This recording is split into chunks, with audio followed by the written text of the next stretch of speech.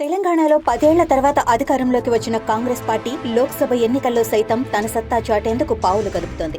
తెలంగాణలోని 17 స్థానాల్లో కూడా కాంగ్రెస్ పార్టీ పోటీ చేస్తుందని ఇప్పటికే పార్టీ నేతలు వెల్లడించారు. రాబోయే పార్లమెంట్ ఎన్నికల్లో క్లీన్ స్వీప్ దిశగా అధికార కాంగ్రెస్ పార్టీ అడుగులు వేస్తోంది. ఎన్నికలకు ఇంకా 2 నెలలు పైగా గడువున్నప్పటికీ ఇప్పటికే అభ్యర్థుల ఎంపికపై హస్తం పార్టీ పెద్దలు దృష్టి పెట్టారు. ఇదే సమయంలో పలువురు ఆశావహులు సైతం టికెట్ల కోసం తీవ్రంగా ప్రయత్నం చేస్తున్నారు. రాబోయే ఎన్నికల్లో కాంగ్రెస్ గెలుపు ఖాయమంటూ ఇప్పటికే సర్వే రిపోర్టులు వెల్లడిస్తున్నాయి. ఈ నేపథ్యంలో ప్రతిపక్ష బీఆర్ఎస్ కు చెందిన కీలక నేతలు ఇప్పటికే కాంగ్రెస్ కండువా కప్పుకునేందుకు సిద్ధమయ్యారు. అటు గత అసెంబ్లీ ఎన్నికల్లో టికెట్ కోసం ఆశించి భంగపడిన నేతలు సైతం లోక్సభకు పోటీ చేయాలని ఆరాటపడుతున్నారు. కీలకమైన స్థానాల్లో తమదే టికెట్ అని కూడా ప్రచారం చేసుకుంటున్నారు.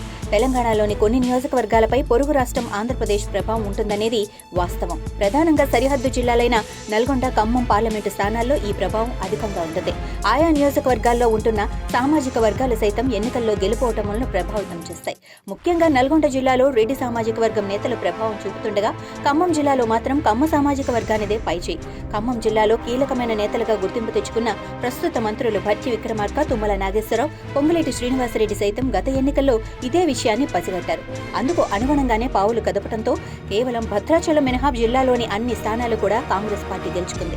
ఈ నేపథ్యంలో రాబోయే పార్లమెంట్ ఎన్నికల్లో పోటీ చేసే అభ్యర్థులు ఎవరనే విషయంపై ప్రస్తుతం విస్తృత చర్చ నడుస్తోంది. తెలంగాణలో పార్లమెంట్ ఎన్నికల్లో కాంగ్రెస్ పార్టీ తరపున పోటీ చేసేందుకు ఆశావహుల జాబితా భారీగానే ఉంది. అయితే కీలక నియోజకవర్గాల్లో పోటీ చేసే అభ్యర్థులను ఇప్పటికే అధిష్టానం ఖరారు చేసినట్లు సమాచారం. ప్రధానంగా నల్గొండ, మహబూబ్ నగర్, మల్కాజ్గిరి వంటి కీలక పార్లమెంటు స్థానాలను రెడ్డి సామాజిక వర్గానికి కేటాయించే అవకాశం ఉన్నట్లు తెలుస్తోంది. అటు ఖమ్మం పార్లమెంటు స్థానం నుంచి సైతం రెడ్డి సామాజిక వర్గానికి చెందిన నేతనే బరిలోకి దింపాలని పొంగులేటి శ్రీనివాసరెడ్డితో పాటు ఏపీ పీసీసీ అధ్యక్షురాలు వైఎస్ షర్మిల సైతం అధిష్టానాన్ని కోరుతున్నట్లు తెలుస్తోంది. అయితే ఏపీలో తెలుగుదేశం, బీజేపీ మధ్య పొత్తు దాదాపు ఖరారైంది. అసెంబ్లీ ఎన్నికలతో పాటు పార్లమెంటు ఎన్నికల్లో సైతం ఈ పొత్తు కొనసాగుతుందని ఇప్పటికే రాజకీయ విశ్లేషకులు భావిస్తున్నారు. తెలంగాణ అసెంబ్లీ ఎన్నికల్లో కాంగ్రెస్ పార్టీకి లోపాయకారిగా మద్దతిచ్చిన టీడీపీ ఆ ఎన్నికల్లో బీజేపీ, జనసేన కూటమికి కాస్త దూరంగా ఉంది. కానీ లోక్సభ ఎన్నికల నేపథ్యంలో తెలంగాణలో మాత్రం బీజేపీ అభ్యర్థులకు తప్పనిసరిగా మద్దతు ఇవ్వాల్సి వస్తుంది. అదే జరిగితే కమ్మ సామాజిక వర్గానికి చెందిన ఓటు బ్యాంకు టీడీపీ, బీజేపీ కూటమి వైపు వెళ్లే అవకాశం ఉందనేది వాస్తవం. అదే జరిగితే పార్లమెంట్ ఎన్నికల్లో కాంగ్రెస్ పార్టీకి ఇబ్బందులు తప్పవన్నమాట బలంగా వినిపిస్తోంది.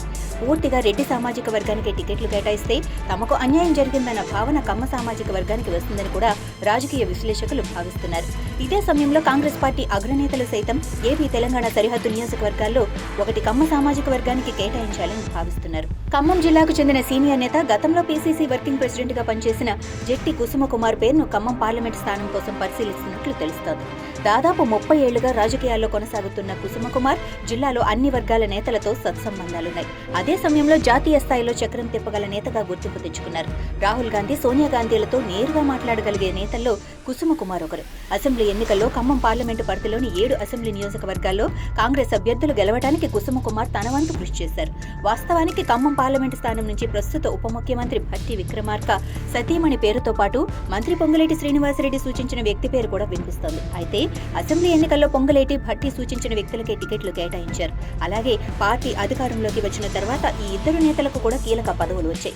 ఇక లోక్సభ ఎన్నికల్లో సైతం వీరికే ప్రాధాన్యత ఇస్తే తప్పనిసరిగా ఒక వర్గం నేతలు పార్టీకి దూరమయ్యే అవకాశం ఉందనేది అగ్రనేతల మాట. ఈ నేపథ్యంలోని కమ్మ సామాజిక వర్గానికి చెందిన జెట్టి కుసుమకుమార్ పేరు తెరపైకి వచ్చింది. దాదాపు 4 తరాలుగా కాంగ్రెస్ పార్టీకి వీర విధేయులుగా జెట్టి కుటుంబం పనిచేస్తోంది. గాంధీ కుటుంబానికి అత్యంత ఆప్తుడిగా కుసుమకుమార్ కు గుర్తింపుంది.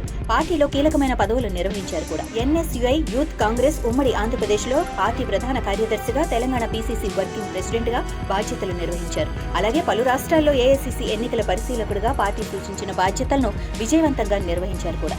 విద్యార్థి దశ నుంచి పార్టీలో కీలకంగా వ్యవహరిస్తున్న కుసుమకుమార్ వైపు ప్రస్తుతం అధిష్టానం మొగ్గు చూపుతున్నట్లు తెలుస్తోంది. నల్గొండ, మహబూబ్ నగర్, మల్కాజ్గిరి స్థానాలను రెడ్డి సామాజిక వర్గానికి కేటాయించి ఖమ్మం పార్లమెంటు స్థానాన్ని కమ్మ సామాజిక వర్గానికి చెందిన జెట్టి కుసుమకుమార్ కు కేటాయిస్తే అన్ని వర్గాలకు సమన్యాయం జరిగినట్లుగా ఉంటుందని ఇప్పటికే పార్టీ పెద్దలు భావిస్తున్నారు. ఇదే విషయాన్ని ఇటీవల ఢిల్లీ పర్యటనలో సైతం పార్టీ పెద్దల దృష్టికి సీఎం రేవంత్ రెడ్డి స్వయంగా తీసుకెళ్లినట్లు సమాచారం.